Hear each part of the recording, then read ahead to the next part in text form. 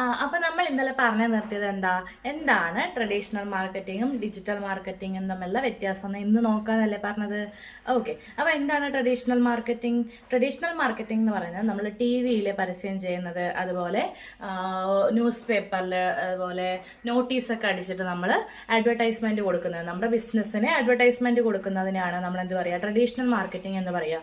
പക്ഷേ digital marketing എന്ന് പറയുന്നത് നമ്മൾ ഓൺലൈൻ ത്രൂ നമ്മൾ എന്ത് ചെയ്യുക, ബിസിനസ്സിനെ പ്രൊമോട്ട് ചെയ്യുന്നതിനെയാണ് ഡിജിറ്റൽ മാർക്കറ്റിംഗ് എന്ന് പറയാൻ ഇന്നലെ പറഞ്ഞു നിർത്തി അല്ലേ.